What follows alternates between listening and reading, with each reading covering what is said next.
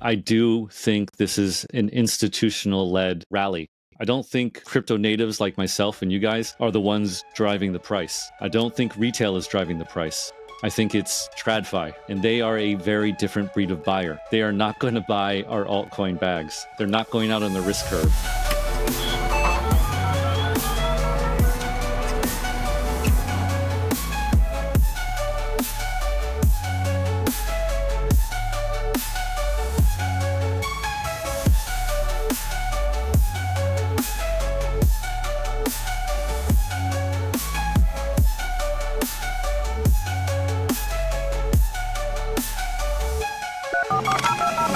Let's get this started. Episode 53, Token Narratives. Damn. Welcome back. One more time. Welcome back. No, one more time. Welcome back. Oh, I need lighting. Hold on. I need lighting. Oh, we'll do it live. We're doing it live. All right. Welcome back to Bitcoin.com's Token Narratives, where we discuss the biggest stories shaping the Bitcoin and cryptoverse. My name is Graham Stone, repping the Bitcoin.com marketing function. I'm joined by news and research gigabrain David Sensel and chief scientist Andrei Terentiev. We're back.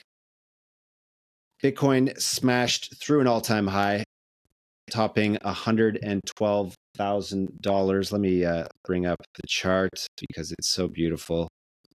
It must be seen. Chart is quite spectacular, and because the chart of because of what it hints at in the future too, right? Like it's a great looking chart for what lies ahead.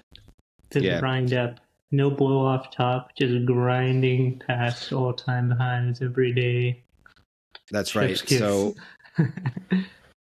exactly, we're north of 2.2 trillion for the market cap of Bitcoin, which exceeds Amazon. And zooming out, if you look at the total crypto market cap, it's over 3.6 trillion, which beats Microsoft's valuation. BTC is up about 10% on the week. There's a bit of a decoupling from TradFi markets, and it's showing real signs of a reflexive bull. ETF flows are consistently positive here for the last 2 weeks at least. Corporates are buying. Saylor is still stacking. He just fired up another $2.1 billion stock offering to accelerate his relentless buying. New Bitcoin corporate treasury companies are launching practically every day. And there's something about a supply squeeze narrative coming back. So let's look at some indicators to get a sense of where we are in the cycle. Starting off with this one right here, which is hold on. Can I? This is a great comic that is talking about whether we're in a bubble or not, right? Because here we are. If you're on a social media like X particularly, everyone's kind of euphoric. Yesterday it was just bull post after bull post. It's been a while since we've had this kind of energy, and the people who have been around for several cycles, you start to feel all this kind of rah cheerleading. Yeah, we're all gonna make it, and you start to maybe get some kind of PTSD about it. But anyway, we'll get to that in a second. This is a great comic, right? It's a bubble, starting with Bitcoin back when it was the early times. It's a bubble again. This time Bitcoin's a little bigger.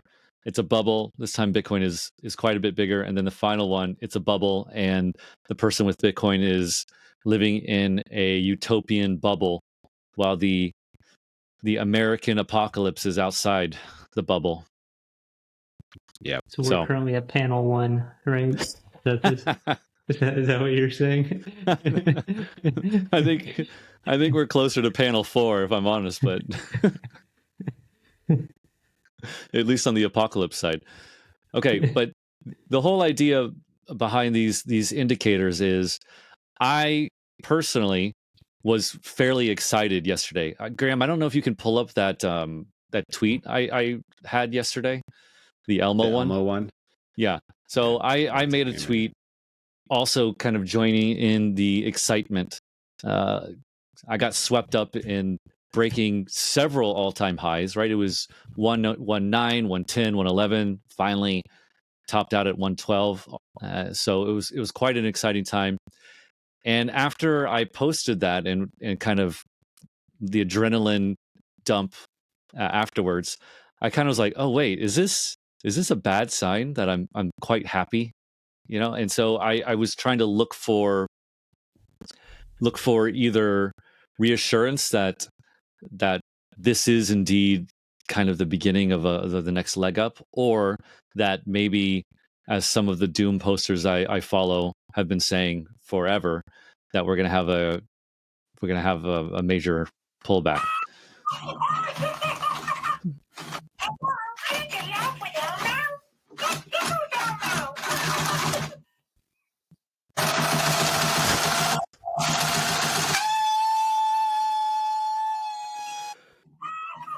Anyway, yeah. So let's look at some of these indicators. Graham, I know you love this first one. Do you want to introduce this? Yeah. So the M2 money supply.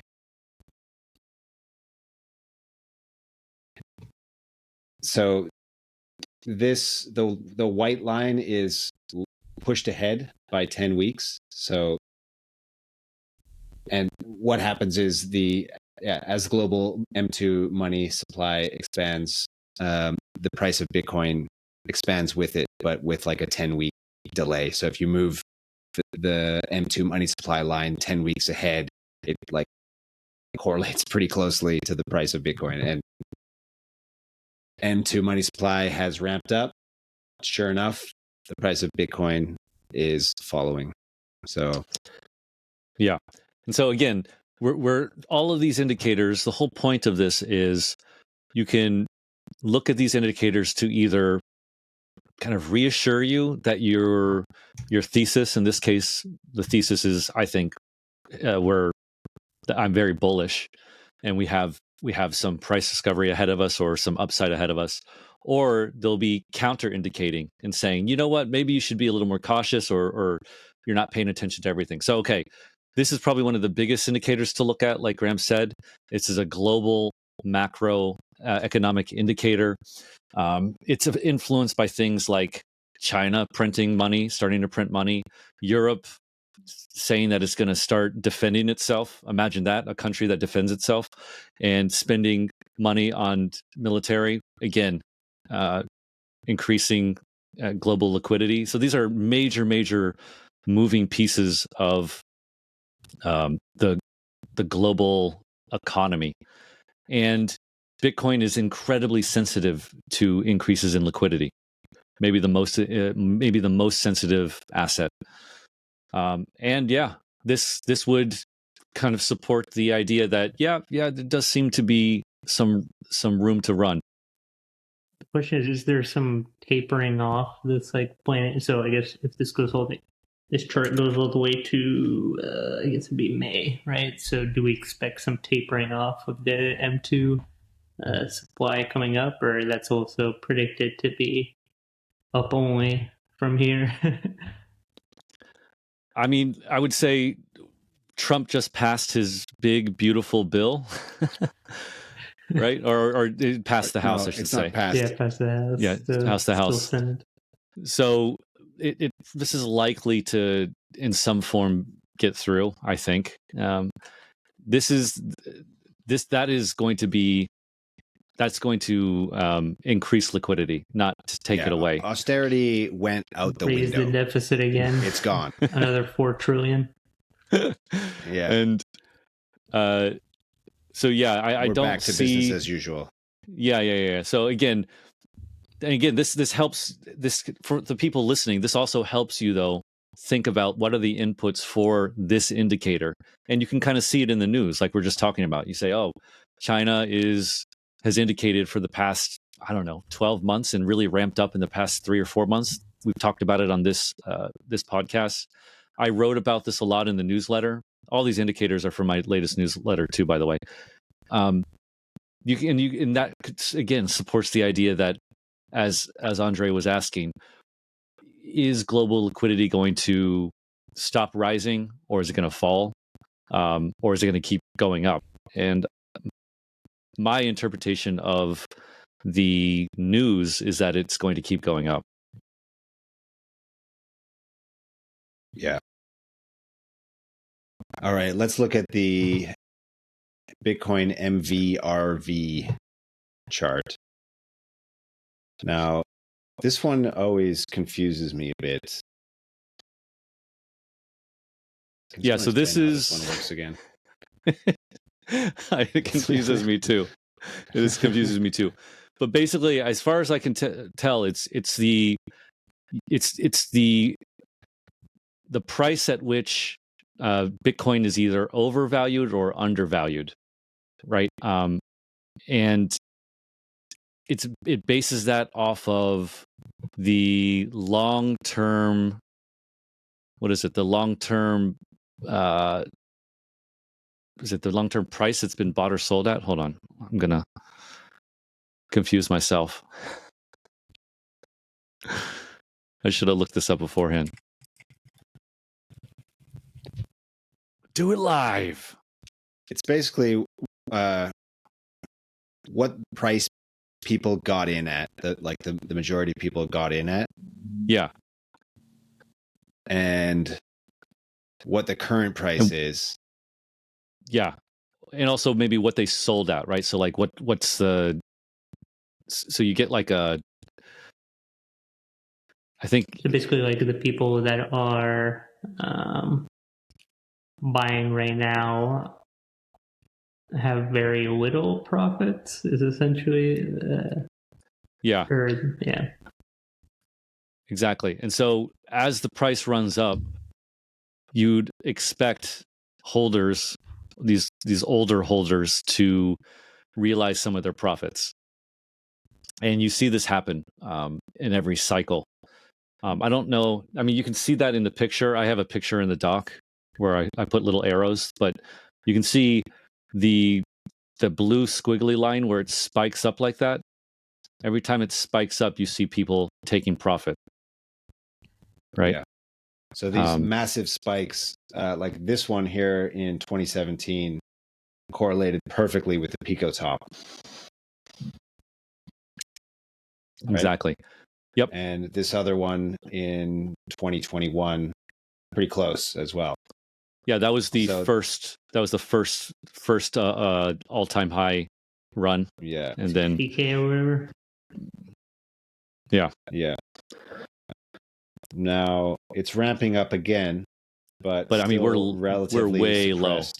Yeah, we're there's no spike. It's so again another indicator, and a very, I think, good one, long-term indicator that shows most likely we have room to run on this. We're not quite at the frenzy yet where people are going to be really, really pushed to realize profit. Yeah. Okay. What about the funding rate? Yeah. So the funding rate is basically for perpetual derivatives. I don't want to go too much into detail on this, but basically, if you are playing around with perps, this is not for options. This is for perpetuals. The funding rate can be positive or negative. If it's positive, it means that there are more longs than shorts, and so the longs have to pay the shorts, right? Or people want to long. This chart that I have, we have right here, is the green positive? Yes. Does that mean the funding rate is positive? So it's yes, overwhelmingly always positive. Yes. But what you're looking for is when it gets, how positive does it get, right? Yeah. And conversely, when the funding rate is negative, it means people. So funding rate is positive. Basically, you see, it means there's a lot of people who are very bullish, right? Yeah. And when the funding rate is negative, it means there's a lot of people that think that are very bearish. Mhm. Well, basically, what you want to avoid these spikes, right? Because that's when there's like high leverage into the system, and Exactly. the price increases are being driven by like leverage rather than natural buying. So if one guy pulls out, it's like, okay, well, there's all the support essentially, right?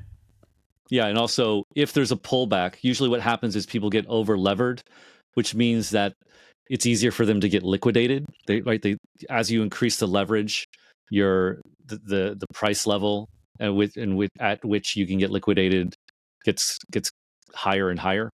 And so as people become more and more bullish, they take more and more leverage, and then even a small price dip can cause a ton of people to get liquidated, which then can be a downward spiral, which could cause the price to go down further, which then would cause more reflexive liquidations. And so you can just see these huge price dumps from this kind of thing.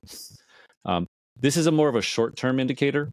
The other two were much longer, but this can give you some idea of, for example, yesterday. Is this all just driven by, as Andrei was saying, kind of over levered people getting too excited about an all time high run, and so you could see like a massive pullback immediately. As of yesterday, during all this, the funding rates were close to neutral, which was crazy, right? There was a post on this. I don't know if I didn't put it on here, but there was a post on this during all the euphoria. You had post after post of all time high, and somebody posted a chart of like, hey, look at the funding rate. This is wild. I think since then the funding rate has gone more green than it was yesterday. That usually happens. You have people coming in late to long. It's a very common thing. But even still, it's not crazy.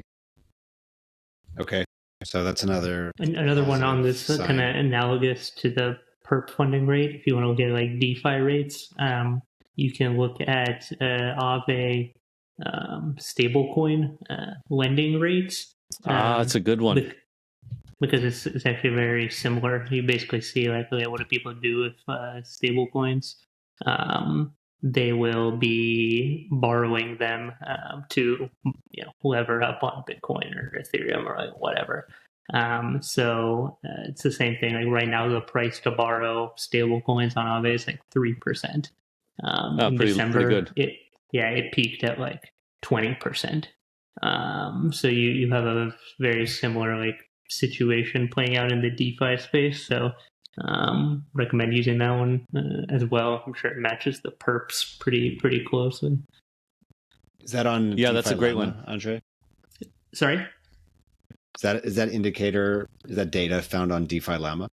No, I usually you'd have to go to Aave. Posted in the in the chat there if you can get it. Yeah. But yeah, you'd have to like connect your wallet and stuff, I think, to actually get the chart. I wish I had talked to you yesterday when I was writing my newsletter, because that would have been perfect. Okay, yeah. Actually, you got it right there. So basically, DeFi stuff. Yeah, you can see for this is the supply rates for Tether. Go to the 1 year. You're on the 1 month right now. On that first chart, first line chart. There's a 1 month, 6 month, 1 year. Yeah.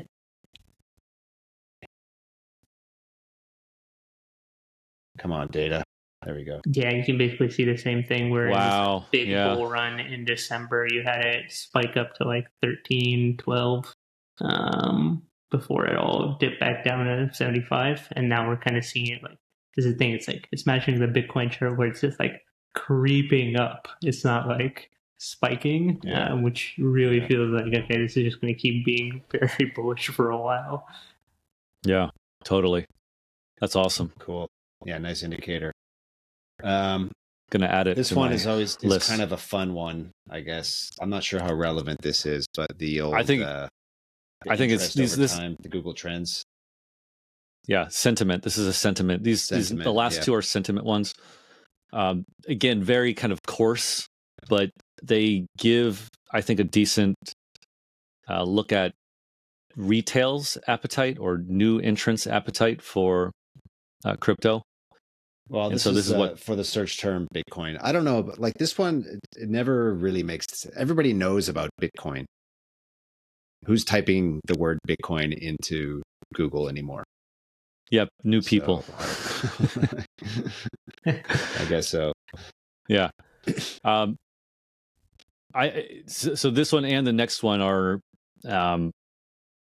again, very coarse. Again, I wouldn't use this is why they're last is I wouldn't really not or second to last. I wouldn't really use these to start with, but again, just as an extra thing to kind of give you reassurance or to maybe So the next one make you be a little more yeah. cautious. The next one is the apps ranking in the app stores in the US. So we've seen, like in previous eras, that Coinbase's app goes to number one. But we're not really seeing that right now. Yeah, and this is it's even less than like last October, right? So we're nowhere near any kind of penetration into to retail. Was in the top 10 late last year. Yeah.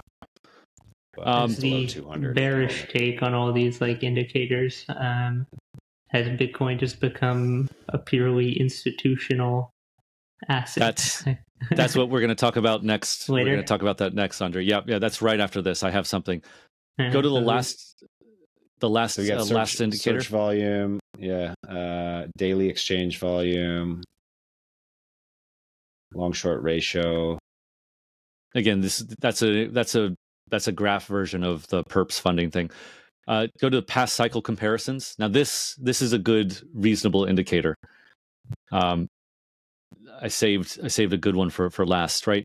This is the halving tracker, and it shows you where Bitcoin's price is relative to other cycles from the halving.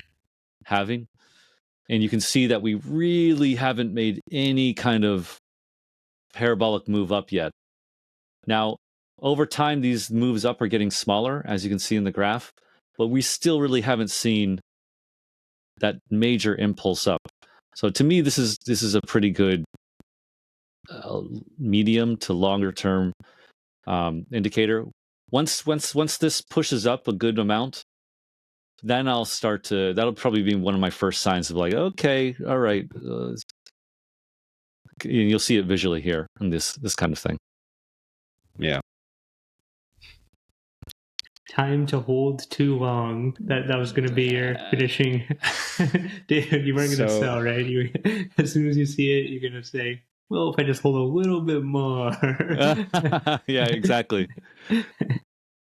All right, so I think addressing Andrei's question, who's actually buying, right? Yes. So this is a great post. I don't know if we just want to read it, because I think I agree with this thesis 100%.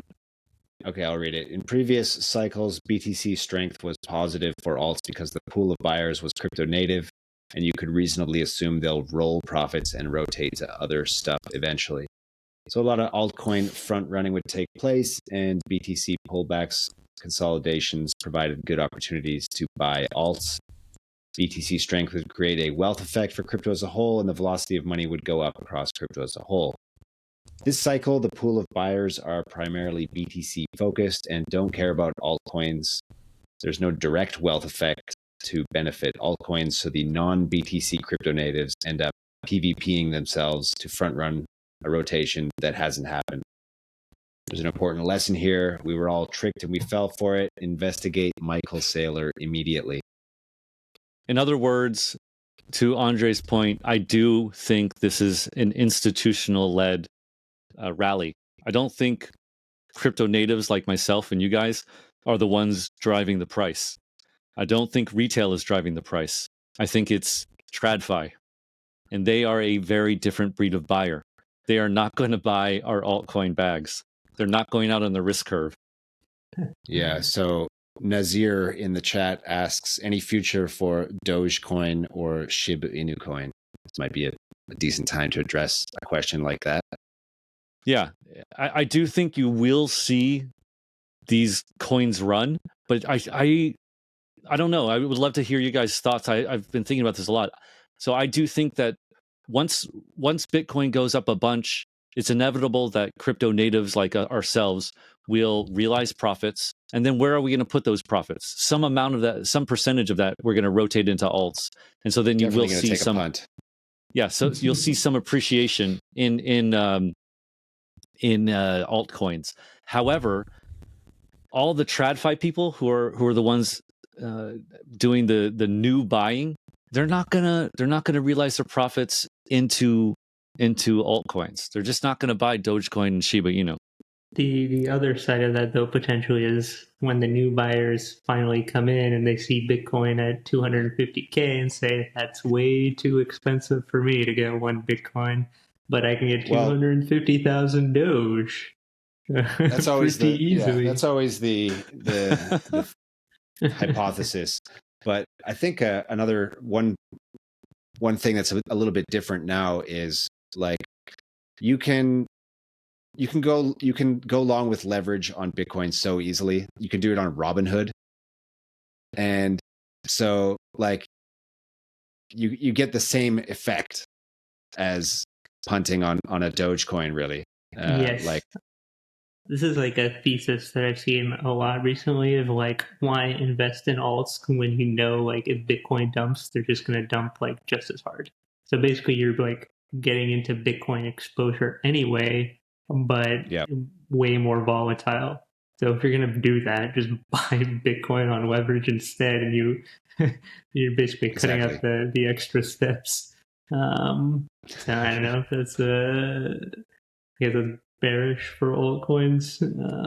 Yeah, I mean, I've noticed myself doing that to some extent because like I've been burned so many times by like random meme coins and that I'm just like, okay, I'm really bullish right now, but I don't have any. Like, I don't want to like sell Bitcoin, so I'll just like lever up a little bit.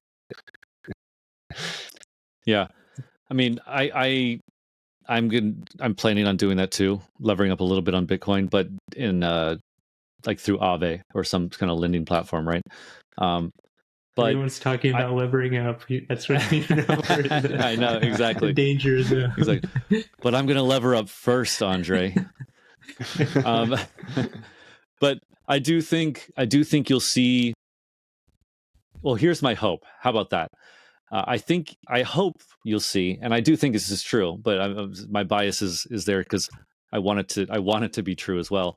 That you'll see altcoins that have a real thesis, that have a real use case, a business model, will run, and they'll run pretty good. Like I think hype is one of those coins. I think that it has a real use case, and it directly feeds off of Bitcoin doing well, right? If you've seen Hype's Hyperliquid, the exchange's daily revenue over the past month, it has gone up at the pretty much the same amount or a little higher, at a higher beta, as Bitcoin has gone up, which makes sense because people are trading and taking leverage out on it, and so their fees go up. I think the other like really.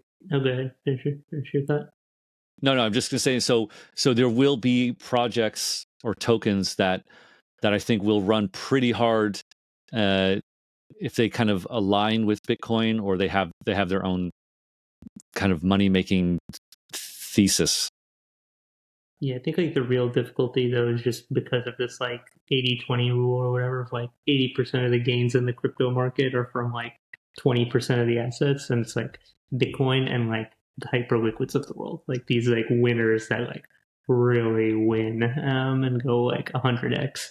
And then you're like a retail buyer, like you're gonna try and like sift through these, these days it's like thousands and thousands of coins to try and pick the one winner, and it's like your chance of doing that is like so low, so you might as well just buy Bitcoin.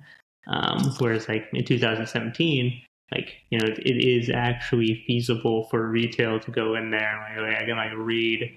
There's probably like 20 white papers of like interesting projects. I can have some like semblance of like good chance of picking something. These days, it's just like so much harder to like get that needle in the haystack of the one project, the one hyperliquid, when you have to sift through the like 500 other things that are just gonna like dump to zero. So like in that sense, the games become like much tougher in the alt market as well. Yeah. And I mean, I don't know, like with Hyperliquid, it's quite highly valued already. I mean, if you look, and there's a danger, right, with valuing these things like as you do traditional equities, like with the what's it called, the earnings price to earnings ratio. Yeah, PE ratio. Yeah. And if you look Cash at flow analysis. yeah, if that's that's dangerous because they're pretty inflated in most cases, right? Like already, like they're running super higher than most like traditional equities PE Yeah, I think ratios. someone was. Hyperliquid isn't though. Is it? Okay. I don't think so. Like when you have like, what is it, Nvidia? They have like a PE ratio of like what, 200 or something like that, right? Something like that. Yeah. And I think Hyperliquid is like 10, 15, something like that. Anyway, so yeah, I agree. But just for Graham's point, though, I think like somebody posted something on Celestia, which has like 2 billion market cap or something. And it's got like $300 in 24 in daily fees. Let's do a quick future cash flow analysis on that. See if the valuation holds up. So the way that people have gotten around that historically has been to just give the like these things a monetary premium, I think is what people say, right? Like we're valuing it as a currency. And that's how you can justify like it's such a high price. But yeah, if you start relying on purely PE, then things aren't necessarily looking good. You're not going to need discounts. There's no discounts to be found. Yeah, I mean, I'm not going to shill Hyperliquid too hard because it is my bag, so I'd feel unethical doing it. But I would say that when you're generating millions of dollars in fees a day per day, and it's rising, and it only looks like it's going to rise as the market heats up, then that is quite unique in the crypto space. That's basically the only other player that does that are centralized exchanges, basically. And those are worth a lot of money. And interesting data point there, which is with hype, with the whole jelly incident. The like Binance apparently, allegedly, purposely tried to like amplify that situation and take Hyperliquid down. Really, so I mean, you could look at that as an indicator of they see it as a threat. I will say this to put a wet blanket on Hyperliquid. The past 2 days, I've seen pretty much every major KOL that not every, let's say 80% of every KOL that I follow, pimping hype, and that does not make me happy. That does not make me happy. I don't like that. I really don't like that. So, I again, maybe now is not a good entry, right? I got in quite a bit lower, so you don't want to see that. Yeah. But yeah, I'm hoping for a pullback on hype, maybe a hack or something. Holding out for that. You mean when it was $8 like a month ago, kind of pullback? Yeah. No, but in classic weak spine like syndrome, I failed to buy the bottom. So yeah, I only have myself to blame. So Hyperliquid. Yeah, let's move on to an interesting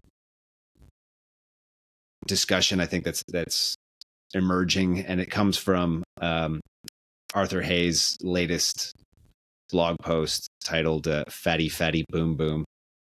So I won't really go into why he or that the analogy there, because it's kind of a bit stretched, I would argue. But anyway, so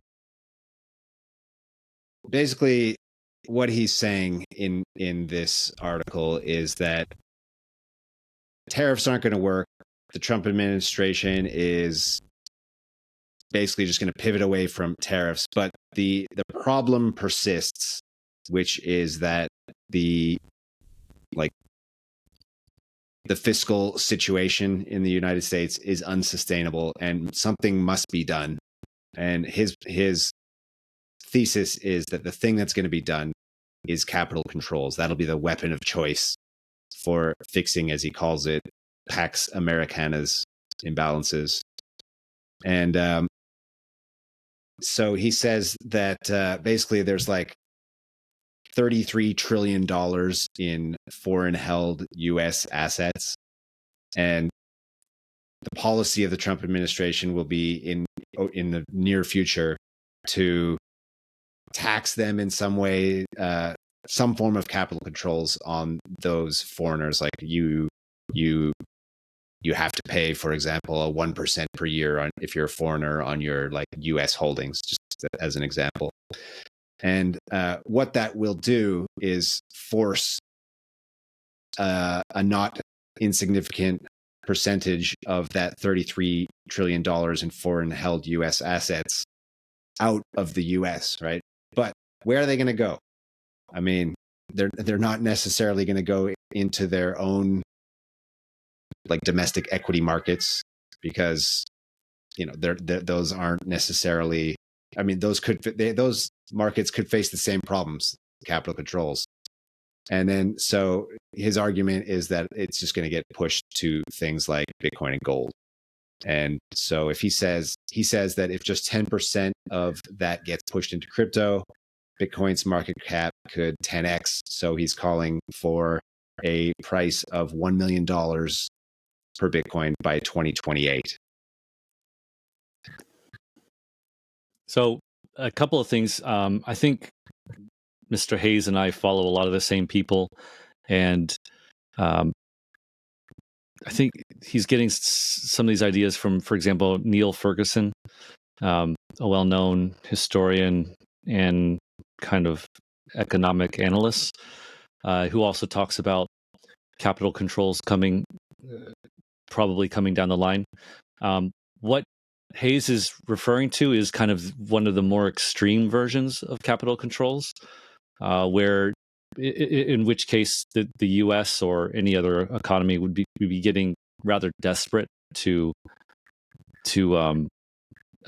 keep capital within the U.S. The beginning of this, though, is, for example, forcing your own domestic banks to hold and to buy and to hold more treasuries. Right, that would be the first step. That's yield curve control. It's not yield curve control, because yield curve control is usually the government buying the bonds. In this case, you're demanding private banks buy bonds, which is a form of capital control. Well, right. It is. It's the difference. It's the same thing. No, I feel like it's the different. same thing. No, it's not, because if the government is forcing them to do it, then it's effectively the government doing it, isn't it? No, because the government is getting the banks are getting private money, right? They're getting deposits. Okay. They have money from outside of just printing the money, right? And so if the banks are forced to hold more of their assets instead of like on real estate or making loans for new businesses and stuff like that, if they're forced to take some of that capital and hold it in government assets, that's a form of capital control. Even on like businesses, right? Like Google, it would be kind of, I think, a way to indirectly force American companies to hold assets like that. Anyway, that's kind of, I think Neil Ferguson said, this is the first stage. This is what you would look out for, and hopefully it would only go to that degree, and it wouldn't go to what Hayes is saying, which is where you start to mess with people outside of the US, which would really, once you start doing that, I think Hayes is right, you would cause a lot of capital flight, and you wouldn't want that. So I don't know if it's going to become that extreme, but I think you probably could see and maybe will see the first stages of capital controls. But there's a lot of other things that'll probably happen before that too. For example, again, Neil Ferguson and some of these other people talk about like fiscal dominance. I know Lynn Alden has talked about this as well, where basically you have the government is deciding, kind of like what China's been doing, where capital is allocated, right? And you've seen this to some degree. You always see this to some degree, but it could get much more what's it called, pervasive and strong. And so in that respect, it's you can kind of get some similar results in terms of forcing banks and other businesses to create money for the purpose of something. Like, for example, Biden did this for ESG stuff, but you could see the government in the future doing it like China, like, okay, build these factories, and so I don't know. I think Hayes is taking like the worst case, basically. Yeah. Well, I do think it's interesting that with the downgrading of the U.S. debt by Moody's from AAA to AA1, you could have seen with that a drop in the price of Bitcoin, like, because if Bitcoin was correlated with the stock market, right? But instead, what we saw with that downgrading of the U.S. debt was subsequent BTC strength. So I think you could see that as an indicator of basically Bitcoin does in fact benefit from this general waning confidence in the U.S. financial system. And well, I think this was always like the Bitcoiner's dream, and before always the bear, like this, when this would not happen, the bears would always be like, see, Bitcoin isn't a store of value. It like went down, even though whatever happened, stock market went down or whatever. And this is like the first time where I've seen it actually like really trade against global volatility in like a significant way. Like what you just said, we're like, okay, so global debt is like, I mean, Japan's in the same situation where all their debt is going to crap. And now you're seeing kind of like the rise of Bitcoin and like institutional and companies being like, well, we got to get like as much Bitcoin as possible because all this like fiat stuff is going really bad potentially, and we can be first to get ahead of that. So that I think is like kind of the most interesting thing, is just seeing it trade in the way that the Bitcoin theorists thought it should, in a really significant way. yeah, it does actually seem to be playing out that way. One more thing though on this, I know I've been saying this for a while, but you have to look at like the dollar and the debt problem of America in comparison to all the other economies and other currencies. And again, it's referred to often as the cleanest dirty shirt. The dollar, the US bond market, maybe by extension, is the cleanest dirty shirt, and a bunch of dirty, filthy fiat.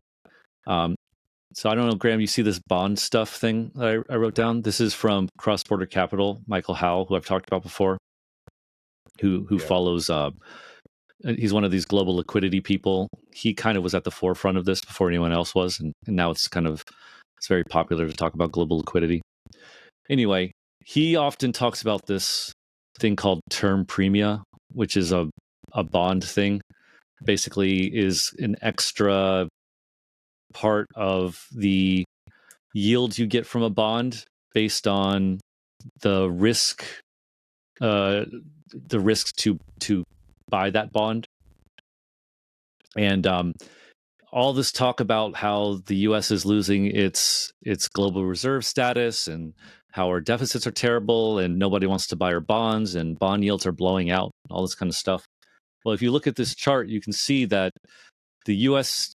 term premia on the bonds has indeed gone up 10 basis points, which is not an insignificant move. But then you compare that to everybody else, all the other major bonds in the world, and they've gone up a lot more. And so, yeah, the U.S. is worse than it was, and you could have capital flight from the bond market, and you will, right? I think that's just going to happen. David, I think this supports the theory that there's nowhere else to go. So except assets like gold and crypto, Bitcoin. The problem with let's just talk about gold. Let's just ignore Bitcoin for a second. Gold has never, like in the modern era, been a viable source of the size of the gold market has very limited liquidity, right? On this kind of big boy scale. And so the gold market is fairly illiquid for this kind of thing. This is why what's it called? Major institutions and sovereign wealth funds and stuff, they go into bonds, and especially the U.S. bond market, because it's so liquid. I don't know. I mean, I think you would see some move into it, but I mean, it's going to take the margins, time. and that's all it takes. It doesn't take much. Is there like some to move the price? I feel like we're ending up in some situation where there's like really a true separation between like the currencies of like the means of exchange and the store of value, where the dollar can become the means of exchange portion, and and through that I mean actually mostly stable coins. So when you have the US, like I don't think USDT, USDC, all these are going away, where you're like spending money. Like I don't expect my spending money to figure out, okay, what is a Bitcoin worth again? But you have like this real, like, I don't know, mindset shift where it's like, okay, I need to have this amount of stable coins for like spending, and I need to have like this amount of Bitcoins for my store of value. And those are like two distinct things. Whereas I think the US dollar in the past century has been playing kind of both.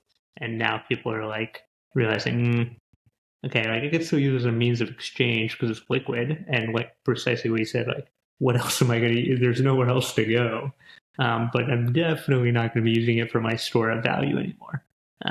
Which is like, I feel like that's kind of the shift that's happening. Yeah, I mean, I would put it like this for crypto people and for myself. Bitcoin is a shit coin in this market, right? That's the size of Bitcoin. It's incredibly illiquid. It's a pump.fun shitter right now. And so it can go up really fast, but it also can go down really fast, right? Because compared to these other assets, it's just so highly illiquid. This doesn't mean Bitcoin's bad, but it has to grow into that. Yeah, so that's why it's good to keep an eye on those indicators that we discussed at the start of this podcast. But let me ask you a question, Greg. Do you think Bitcoin's going to go up like 3, 4, 5 trillion in the next couple of years? It's like a 6, 7, 8 trillion market cap. Yeah, I do. Send it. So that would put us. What would that put us at $1 million of Bitcoin then? It's like, what is that? It's what, 2.5 I have now? my calculator on me right now, but it's like 8 trillion. Yeah. I mean, if the global, like, there's now global scale institutional recognition that fiat is shit. Like, where else does it go? Like, I mean, like, this is like now a commonly held opinion. And like the ETF started like barely over a year ago. The Bitcoin ETFs, global like sovereigns, their buying of Bitcoin is just starting. It's like still early stages. Do you think we're going to have a bear market in the next 2 or 3 years, 4 years? For sure. In the next 4 years, I think there will definitely be like I mean, yeah, like obviously I'm going to sell the Pico top, like obviously, and then buy it back at the Pico bottom. No, I'm gonna. I expect the price to go much higher, but I really like actually Raoul Paul's advice, which is, if you're doing well in with your investments, just take a little bit off. Get some lifestyle chips is what he calls it.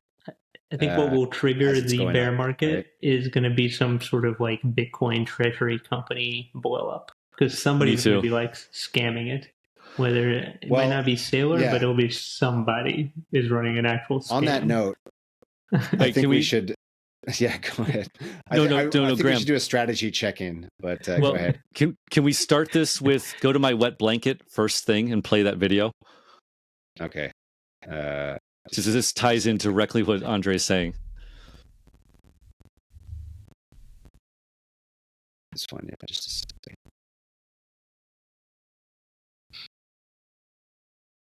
LA Dodger, yeah.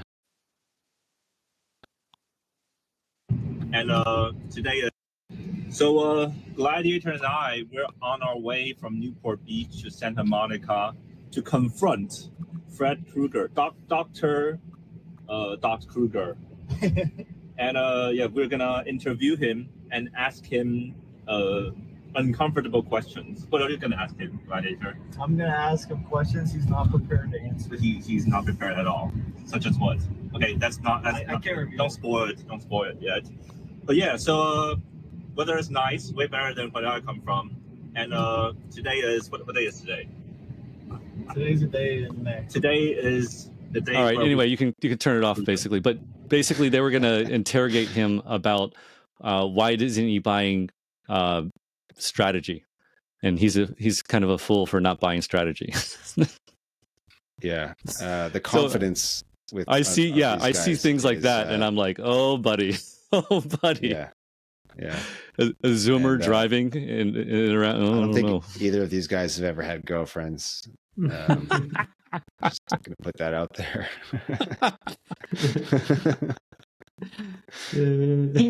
That's fine. Nice. That's fine. Nice. There's nothing wrong with that. There's nothing wrong with that.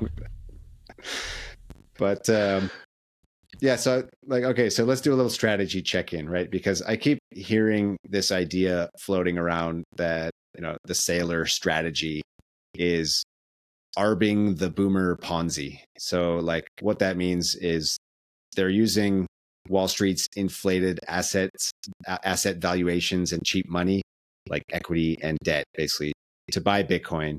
And so what they're doing is they're leveraging a broken fiat system to opt out of it.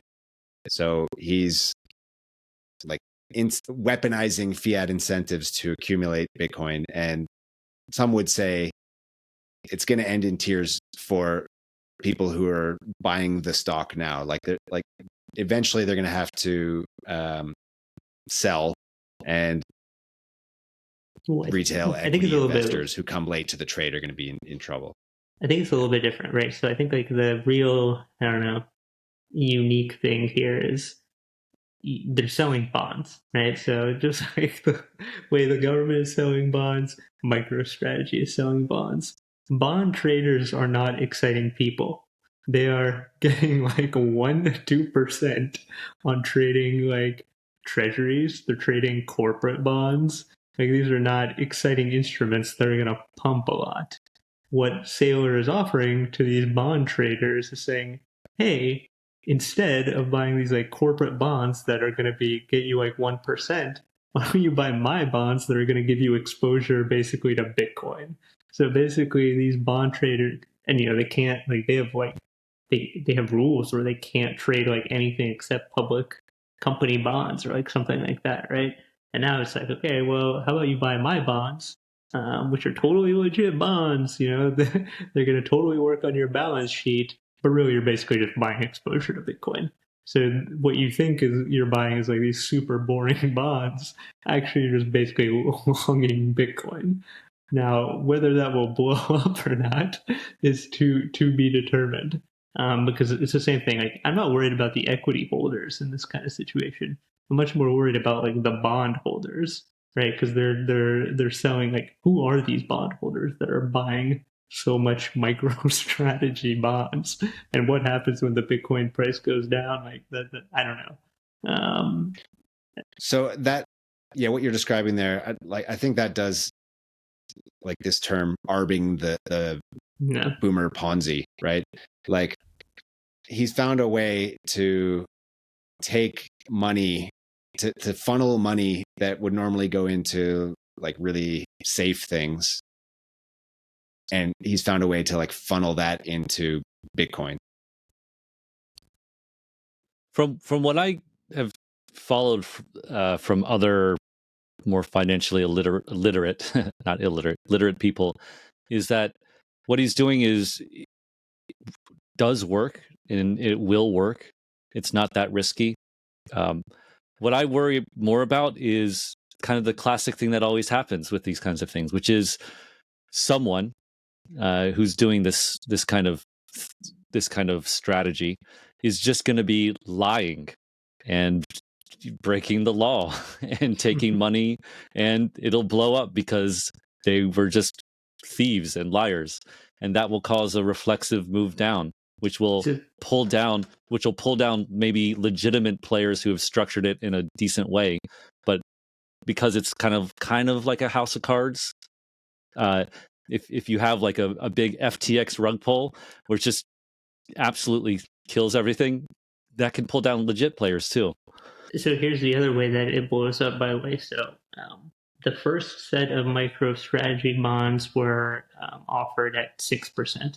So basically, the bondholder is going to get, like, if they put in 100K, they'll get like 106K back at the end. Now the bonds are being offered at 0%. So basically, there is no even premium there.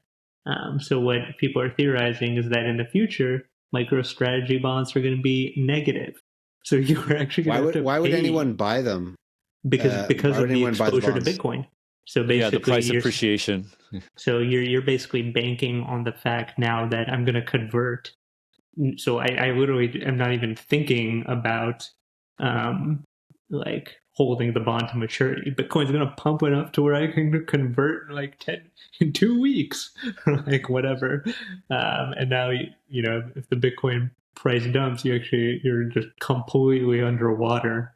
So not only do you need it to like pump, you need it to pump like a lot more than the premium you're now paying for it. So if the MicroStrategy bond interest rate goes negative, that would be really interesting, because now people are literally just paying into this thing to try to long Bitcoin. We shall see, though. Yeah, I think it'll be some good old fashioned fraud with all these these securitized what's it called, treasuries, or not securitized treasuries, but these treasuries popping up. How many have we talked about, Graham? I feel like we've talked about There's a dozen or two, at right? least a dozen. Yeah. Yeah, and they're popping up all over, everywhere, all the time. Yeah.